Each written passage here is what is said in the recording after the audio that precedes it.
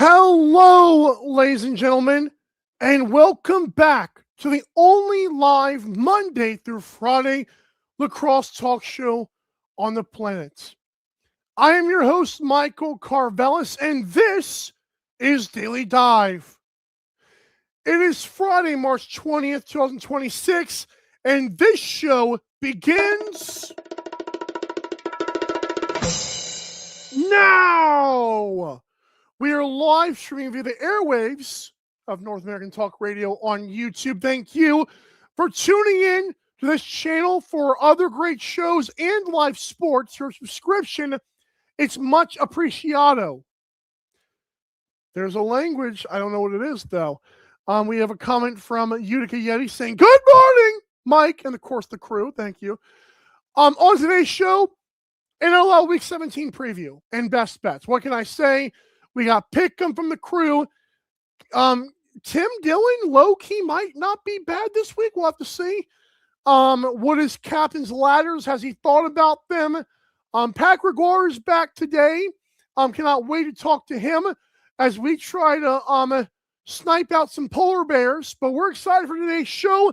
Before we get started, you can find NLL merch at natalkradio.us/NLL. So keep that in mind whenever you do want to find 40th anniversary merch, unboxed player shirts, all that stuff.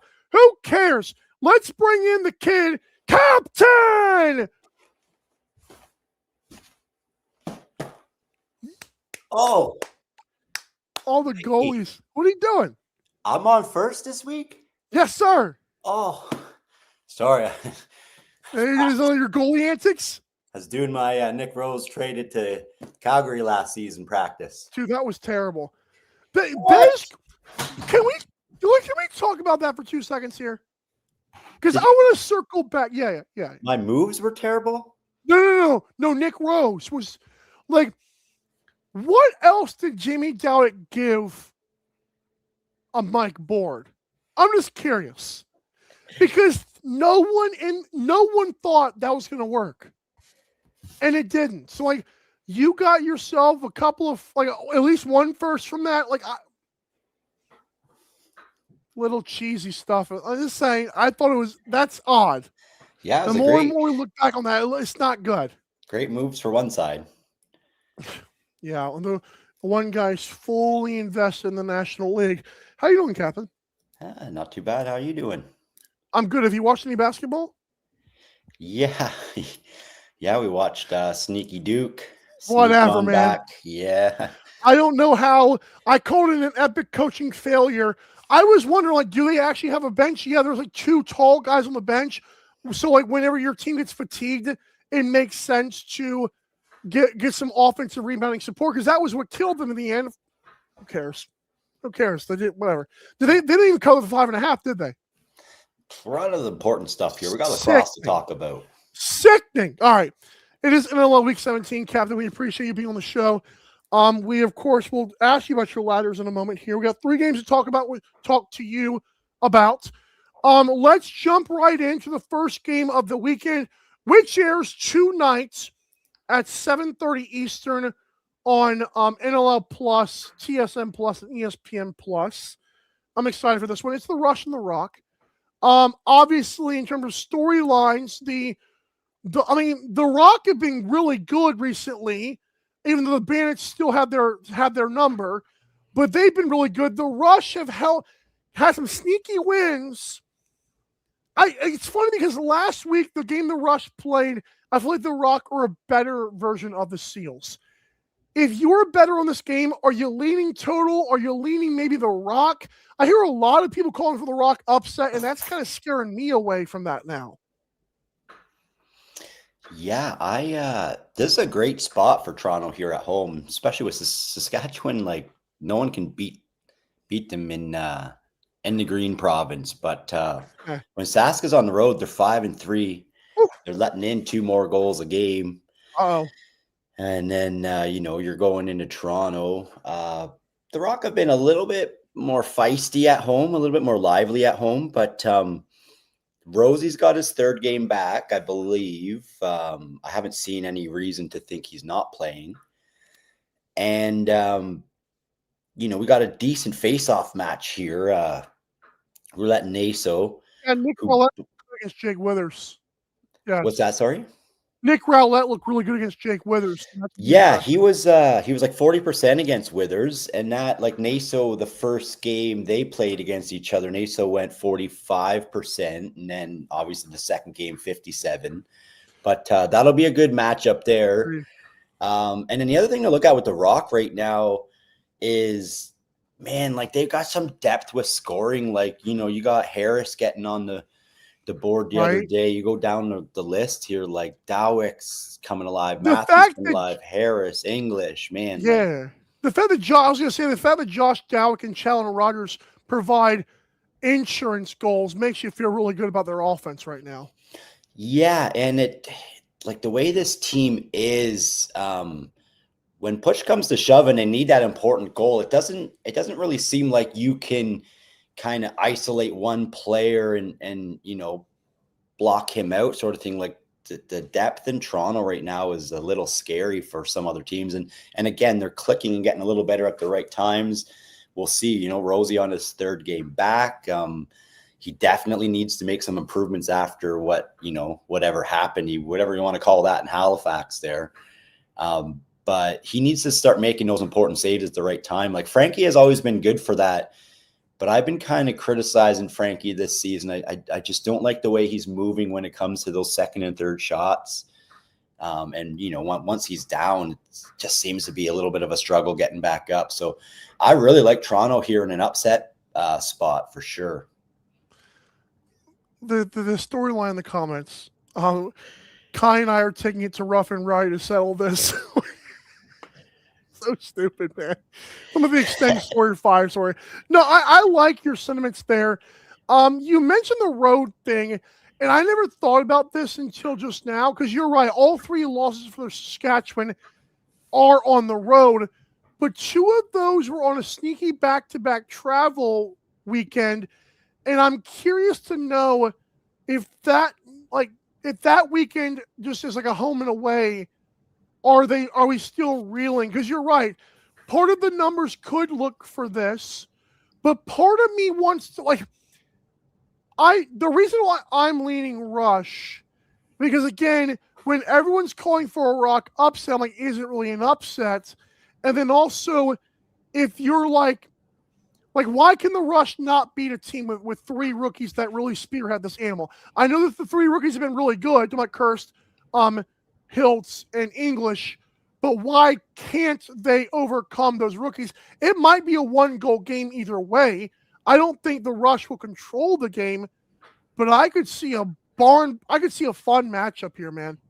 Oh, for sure. And I mean, one side note of that back-to-back, like I know it overshadows a lot of the Saskatchewan weekend there, but the other side of that is they played 2 like pretty deep offensively, minded teams. Like both Rochester and Buffalo are similar in the Toronto Rock, where there's a lot of players from transition right through that can make something happen. So absolutely. Yeah, I think this is, you're right. Like this is gonna be a great matchup. I also the total in this game was 21.5 everywhere. Coolbet had a 22 even. I like the under. I didn't put it on my best bets because that's so low. And both these offenses, like the Rush, have I believe the number 2 goals for in the game, and like they are giving up more on the road, like you said. So it's kind of like but I could see this being like a 9-8 win either way, which would be electric. By the way, did you have any bets in this game, or you just kind of was you the Rock? You can give it plus 132 if you want it. Yeah, I'm still fine tuning my my card for tonight because I got the one ladder sitting at 500. Not quite sure I like some of the odd lines this week, but we'll see. Give me another couple hours. There's another one. It's a road game for Saskatchewan. 11 guys are from. That's interesting. Well, this is why I was shining light on the fact that, like, I know they were, away in Buffalo, Rochester. Some of the guys are local, but I think you got to look more at just the firepower of those 3 teams. Are pretty similar, Toronto, Buffalo, and Rochester, with how deep And again, like there's the fact the Seals, like they have not had a good offense. They hung right with them was pretty. Because again, like the Russia have been playing with fire some of these games. It's like, okay, like you're not going to win everything. It's interesting. I like either the Rush just to win, or I could see the under. I don't. The problem is I don't really know. I'll take it back. I like the under. I don't. Being on either side of this scares me either, like both sides. So how's that? I'll leave it under is my thing. Calgary Roughnecks, Colorado Mammoth. Oh, side note, by the way, CJ Kurtz over 1.5 goals did not make my best bets, but it was close. Calgary Roughnecks, Colorado Mammoth. Another one where I like the Mammoth to bounce back, but the Roughnecks just made Ottawa and Rochester look pretty silly. And they can still finish 9-9, which doesn't make sense and probably won't happen. First of 2 for them against Colorado. Captain, you some Roughnecks, man. How are we feeling? Tell people what to do here. Well, we'll touch on the on that Ottawa situation a little later here. Correct. I wouldn't so much put a light on Calgary in that game. I'd probably shine a little bit of dark shade there on Ottawa. But regardless, if you want to just go back, like even last year, so I kind of made a joke at the beginning with my Rosie gear on. Calgary struggles in Colorado. The last 6 games, it's just straight up the last 6 games. Colorado's 4-2. The last 6 games in Colorado, Colorado's won. Calgary has only won 1 of the 6 games. Oh, wow. Even with like last year having Rosie and Dixon and all those guys near the end of the season. I think like just as a Roughnecks fan, this seems like a Buffalo Toronto situation. Like in my mind, like Colorado just always seems to have Calgary's number, especially in the Loud House. This year too, Colorado's putting up 3 more goals a game at home compared to on the road. It's really crazy. Now, did they fall asleep against Ottawa a couple of weeks back at home? For sure. You had like Malcolm in hand. I'm pretty sure they didn't even score a goal against Ottawa. So definitely looking for a Colorado bounce back. Definitely got the mindset that, Colorado just kind of owns Calgary at home. Cook, Pace, and Dixon are no slouches this season, but beyond them, like there's not a lot more depth within that team. And they've got a rough end of the season here. Like they're playing Colorado twice. Oshawa twice, who's very hungry not to lose those games, and obviously Vegas, but Vegas isn't anyone to sleep on either. So I'm heavy on Colorado, especially like a -1.5 on this game. Ooh, I like. What are the odds did you see for that? Because I didn't check those. I know because obviously Colorado is -185 is the best you can find their value. I'm gonna try to search the DraftKings real quick, but the total in this game is at 21.5. I like the over of that, by the way. I know you kind of have to trust the Roughnecks to give you some there, but like you said, the fact was it 3 more goals per game? That's not bad.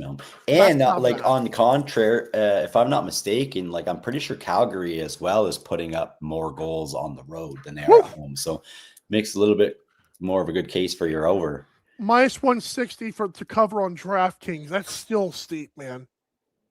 Yeah, Colorado too. Like the last 4 games, they've let in 10 or more goals. So you're looking at you're kind of looking at Ward here to lock it down again. So I know you're more of a ladders guy, but parlaying the Mammoth -1.5 just with like one other game would be a little bit better value for you. And we can talk like this next one. I would actually love a cover with Colorado and Vancouver. So let's do that one now. The Ottawa Black Bears, they've gotten their I mean, right now the Black Bears, I don't know why I keep forgetting, they're currently 8-6.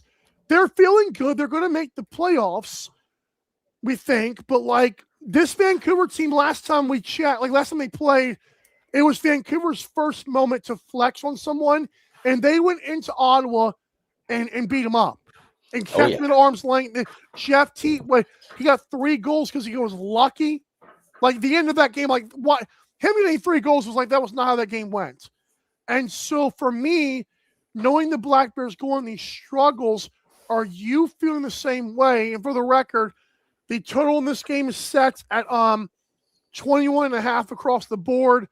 Vancouver's a -175 or -165 on BetMGM, but they're pretty heavy favorites. How are you feeling? So the reason why I said we'd touch the Ottawa situation here is because Higgins, man, like what Higgins are we going to get? Because we had 77% save against Calgary Higgins, and we've also recently seen 86% save percentage against Colorado Higgins. God. So that is not a healthy sort of situation for your team when you're not quite sure what goalie is showing up. On the other side of things, Vancouver, like 3-3 at home. I think, are they like 7-1 on the road right now? It's also are they too comfortable? I don't know. Like Delbs, Delbs is also letting in. I think they're letting in about it's pretty close to 3 goals more against at home. So there's a lot going on here, because just right away you're like, yeah, obviously Vancouver should just dust Ottawa, especially Ottawa coming off of a Calgary loss. But Vancouver's just like they're not the team they should be at home. No. And like we don't know if Higgins is just having one of those one game he's good, one game he's bad type of thing. And then Teton Hellier, like they can flex in some of these games, but I think Ottawa needs to kind of spread the love a little bit down to, Tuan O'Connor and Keenan sort of thing, because on the other side, Vancouver, like, you got, 5 or 6 guys you got to try to shut down versus the 2 on the other end here. But I do love Vancouver to kind of keep the momentum going here and take this game to -1.5 also is looking good to me. The over-under scares me just with, what goalies are going to show up. Yeah. I'll be honest. Because the game they played in Ottawa was 12-8, and that gets you 20 in a low-scoring game. The fact in this game to 21.5, I kind of like the over in that game, even though, like you said, Delbs and Higgins could go save for save, but this year hasn't really been that. But here's another thing that scares me about Ottawa's offense. And I didn't really look at it like this. Like, you hear about, Jeff T, Hellier being there helps him a bunch. Down the line, the fact that Connor Kiernan, Sam Firth, Riley O'Connor, like those are your 3, 4, and 5. They need another guy like this offseason. Like, they need another offensive dude. Because those are a bunch of respect all those guys. They combined for one dude, but that's they need another guy. Yeah, no, they definitely, that's what I was saying. Like they need to somehow spread the wealth along or more get those guys caught up sort of thing. A bunch of guys who are it's quite the drop off between those two, yeah. As far as Higgins is concerned, you are I was so disappointed because last year I said if I had a breakout star award last year, he would have been it for me. Just really was played to his full potential. And this year, I was like, wow. And you've got Callum Jones playing the way he is.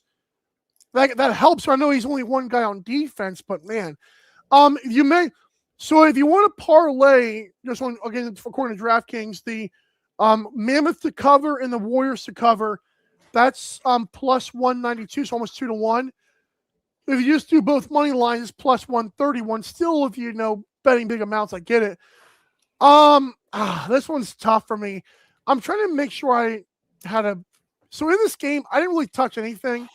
Honestly, I like the Warriors to win, but again, you're playing with fire. This is not great odds. So that's why I was saying my ladder's looking sad just because the odds. Maybe the polar bears have caught up here and got a little wiser you punch them in the mouth enough, they're like, whoa, whoa, whoa, whoa, whoa. Or if we think there's that many dogs sleeping and ready to bark and wake up this week, maybe we just possibly put on a pair and go the other way. Speaking of, we're going to talk this game with Pat, but I found out there's a plus 100 for Vegas and a minus 106 for Rochester. Those are talk about a pick 'em. There might be an arbitrage bet in that one if I can go through a couple of the books because a few of them have flip flopped, right? If we find a couple plus monies, look out. The fact that Rochester is down to minus 106, I forgot which one they're not favored on, but that's pretty intriguing though. Let me check this, see if I have that. I should have it right on hand. Where's it at? Rochester. This is terrible TV. There it is. They're minus one. Oh, Coolbet. Coolbet's the one where Vegas is favored. Okay. So you're screwed in that regard. I'm gonna have to make some calls out west. Funnel some cash. That's right. I love it. Thank you, Captain, for all that you do, man. We look forward to your ladders. If I don't post the graphic, obviously we'll let you know. I do have ladders myself that I can unveil on this part of the show because obviously, why would Pat care about those? My safe ladder, I fell asleep last weekend, so I didn't get to do much but we're still alive, so that's good. Yeah, you missed a few steps last weekend. Holy. Yeah, I could have had a really good week last week. Who cares? You were sleeping like the books. Buddy, me and Bet365. No, what's the one? Is it DraftKings? It's been a little bit weird this year. Yeah, me and old DK was in the club too late on Friday night, so we were collecting our wins, obviously. Here's the safe for the record, folks. It's presented by Elevated Truck and Crane. Great people who help you raise it up all the time. Big, like steep, like narrow places too. Those guys are great. Usually it's the tighter spots you need a little help with. I can't stand you, man. Come on, Mike. Be professional here. That's right. So, according to DraftKings, Warriors minus 175. I was so close to saying the Mammoth. No. I keep getting burned by the minus 210s.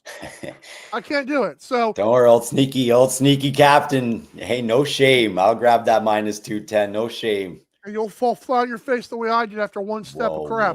Whoa. Just saying. I know we don't like the negativity. Finally, my greeter ladder. Again, presented by wonderful people. I like this, man. I like this one. I know we didn't talk about this game, but this is tough. I like that. I want to see where Pat Gregoire goes, and we'll have him on. But again, thank you, Pat. Follow him at El Capi 10 Picks, and we'll look forward to your plays. We'll see you Monday or so. Thank you, sir. All right. Talk to you later. Yes, sir. I love this show. All right, so when we come back to this episode, we're going to bring on the man who actually has an off week, which is sad because our ears will have to listen to other people talk. It's fine. It's Pat Gregoire of OTCB Podcast. And, of course, TSN Broadcasting with the NLL. We look forward to talking to him next as we try to attack the polar bears right where we think they're sleeping. He'll tell us all the good spots next. Don't go anywhere. You're listening to North American Talk Radio, the all-new talk radio station featuring sports, movies, politics, mental health, and more. Check us out at natalkradio.com and subscribe today. Buy event tickets straight from our website to help the cause and get tickets to your favorite events for less. That's natalkradio.com. Thanks for listening.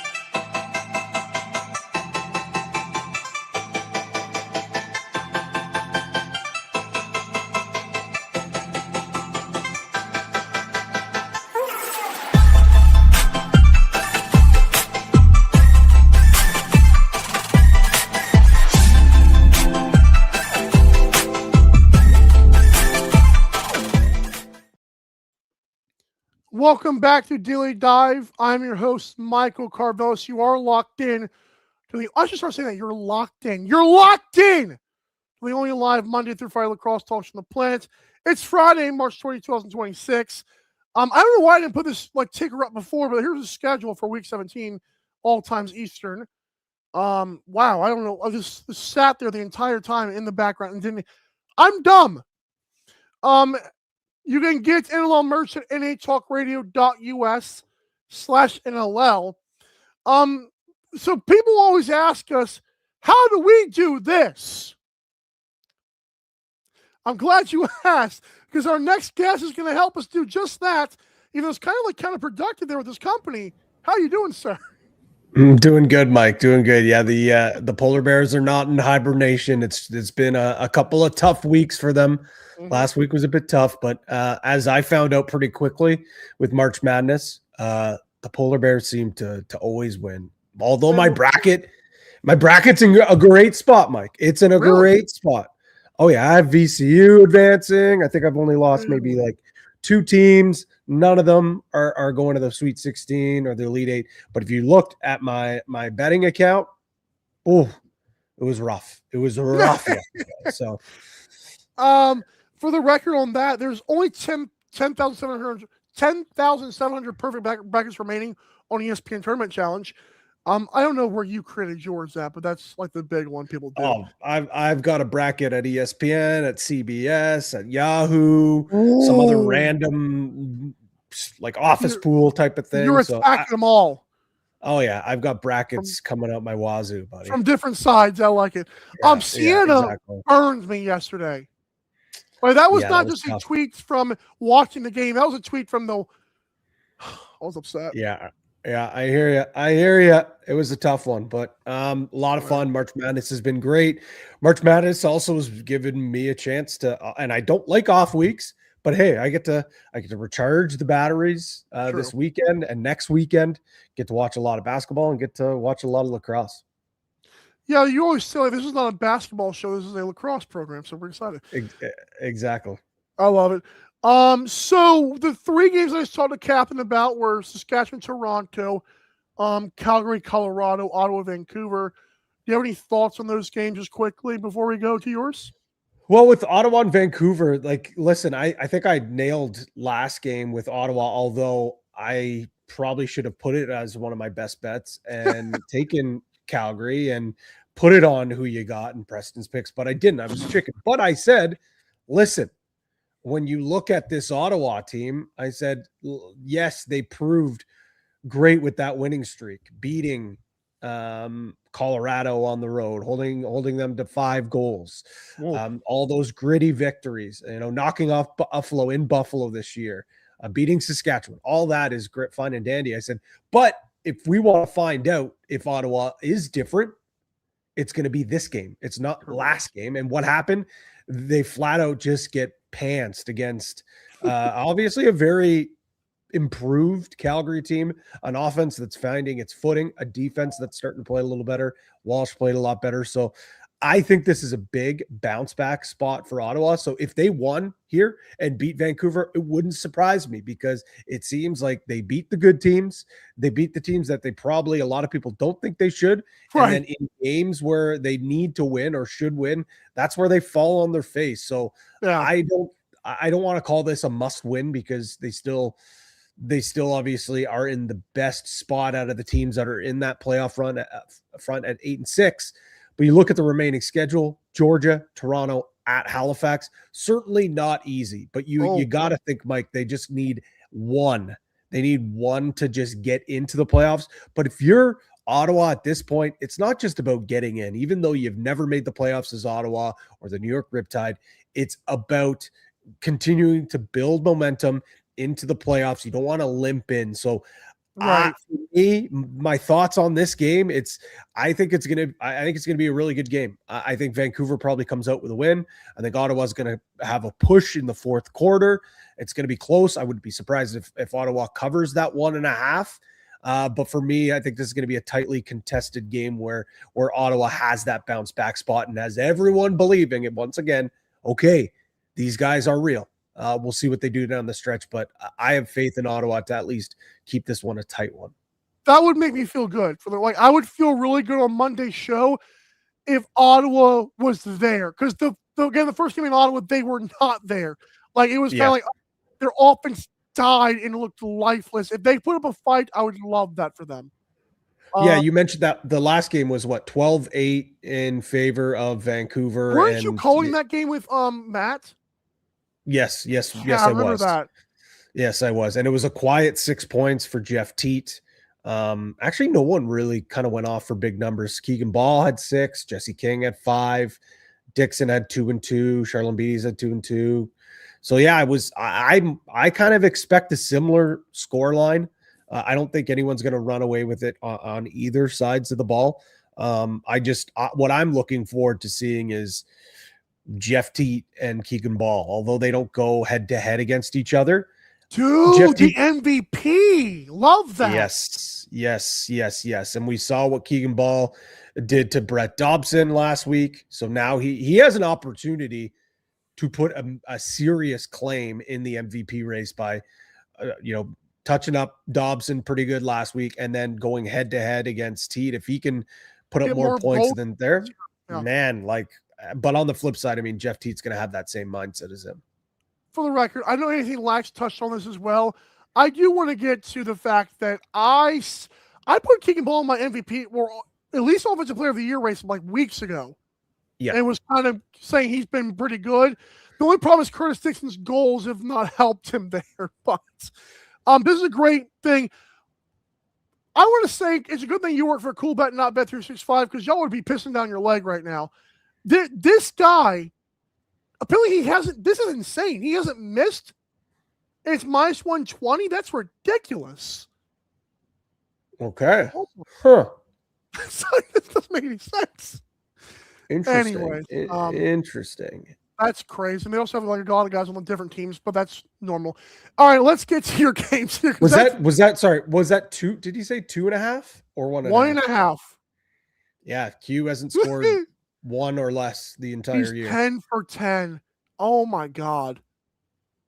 Anyways, we're gonna harp on Dale on that one. All right, so Halifax, Georgia. That's tonight's.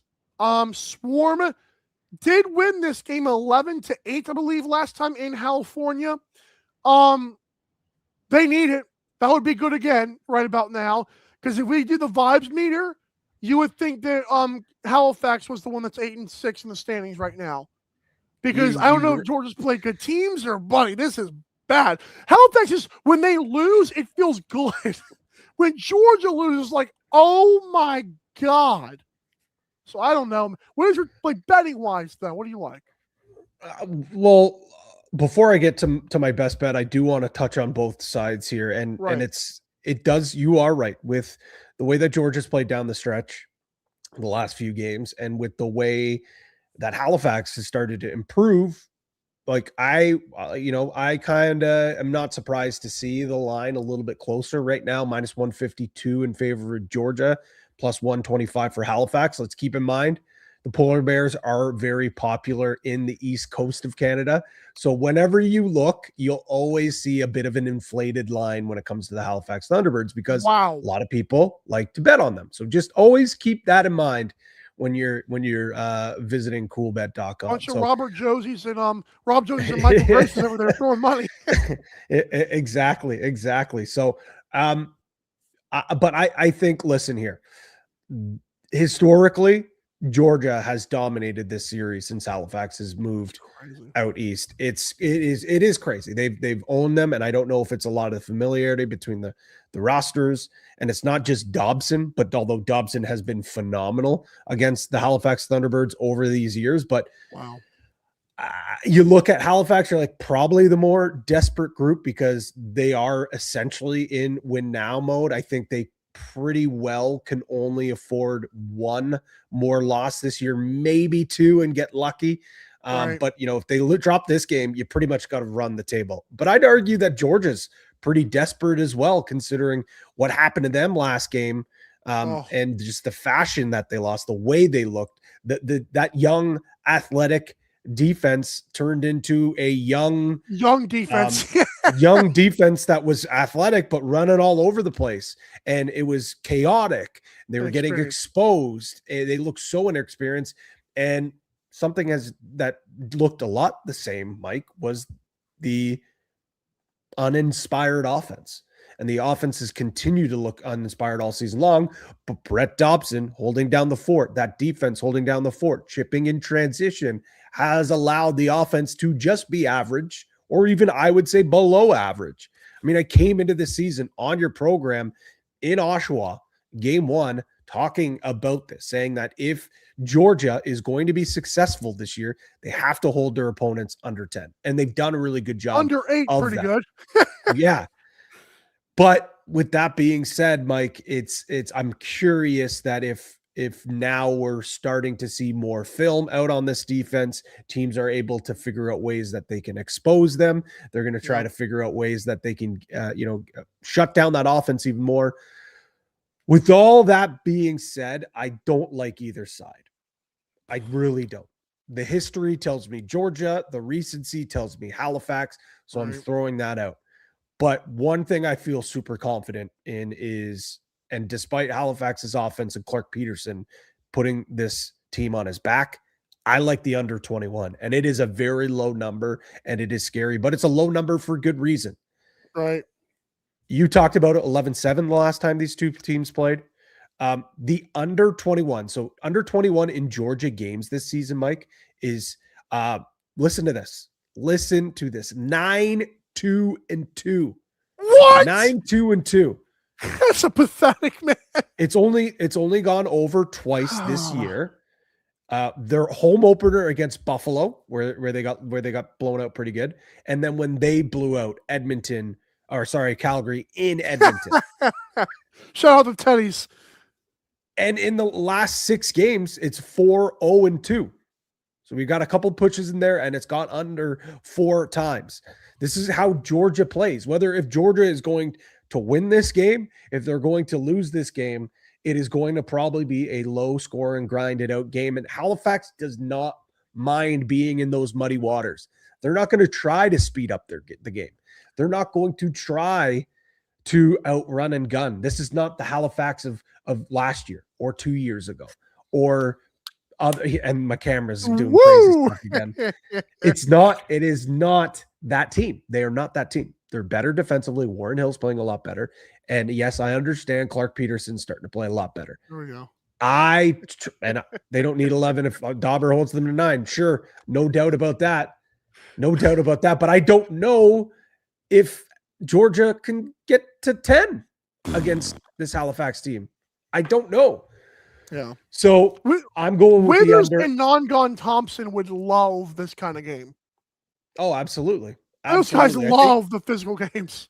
Listen, Mike, if there is a path to victory for Georgia, though, it is scoring on the power play, Halifax getting into penalty trouble. And Halifax,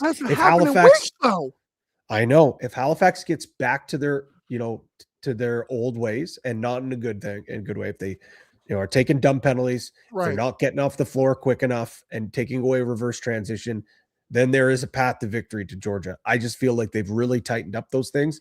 Although Toronto did pretty well in transition last game, but that was just them being absolute weapons out the back door. So I think it's a low scoring game. I could see either team winning. But I think we're in for a goaltender battle. I think it's Warren first Hill to 10 wins the game. Love it, yeah. So a couple things on the under here, which I really like.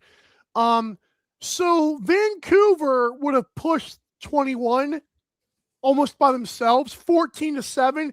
If you think that one of these teams does not even get to maybe even 11, I love the under, which I think we like here. And that's even with the even number there. I'm okay with that.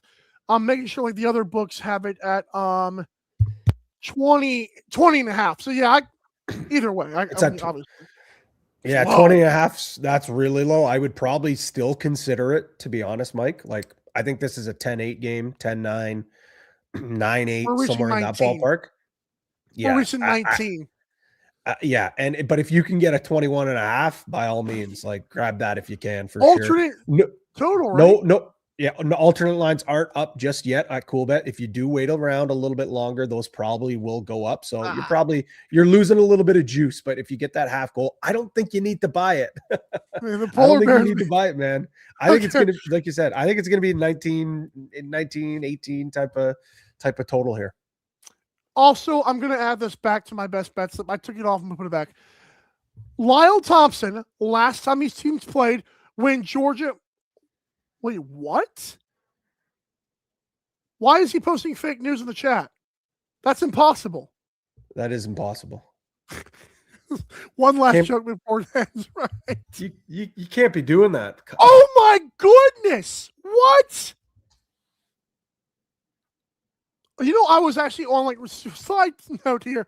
I was on a recent train. I wrote down like 30 Chuck Norris jokes in my phone like about a month ago for no reason whatsoever. Besides, wow, I still don't believe it. Sorry, dumb joke. Oh man, that's Walker, sad. Texas That's sad. Ranger. Wow. Yeah, absolute legend. Do you have I was gonna say, do you have a lunchbox? A Chuck Norris lunchbox, man. My dad is not in that era. It's close though. Yeah. A bit farther back. Yeah. No. Wow. Well, thank you, Kai. That's tough. Yeah.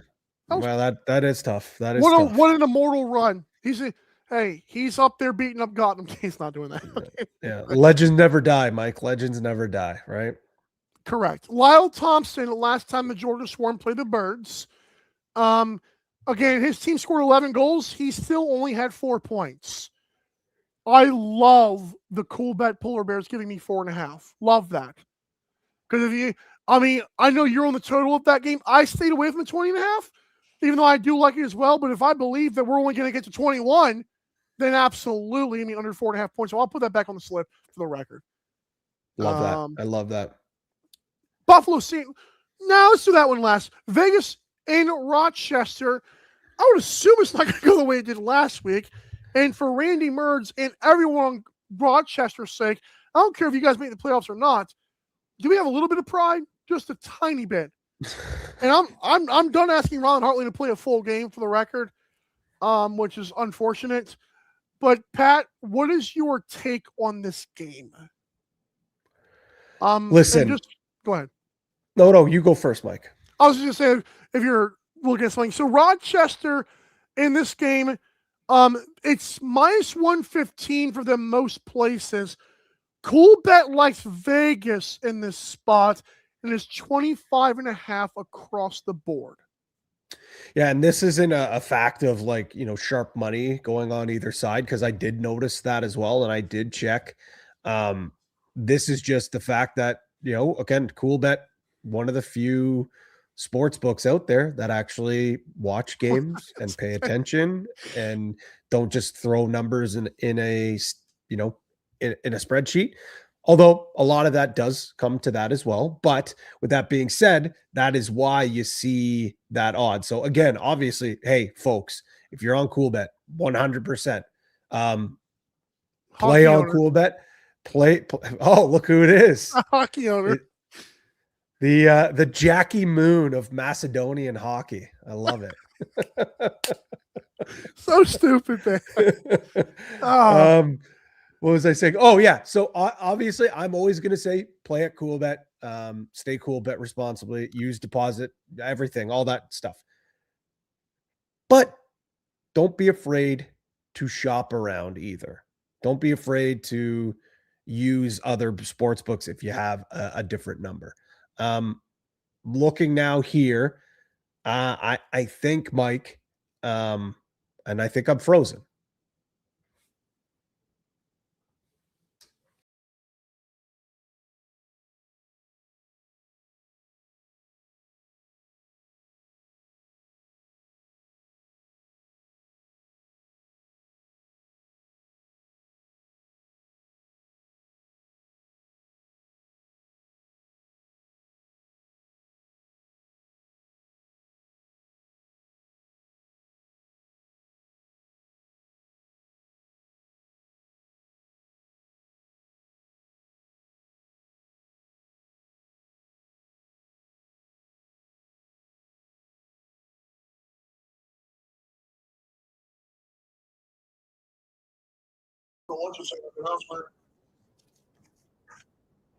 All right, Mike's got some technical issues. Just trying to get on here. Sorry, folks. Come through a wardrobe change here. Mike's just rebooting his internet. I'm not quite sure what game the fellas were on to, but let's run to a quick commercial break, and then we'll see what happens when Mike comes back here. You're listening to North American Talk Radio, the all-new talk radio station featuring sports, movies, politics, mental health, and more. Check us out at natalkradio.com and subscribe today. Buy event tickets straight from our website to help the cause and get tickets to your favorite events for less. That's natalkradio.com. Thanks for listening.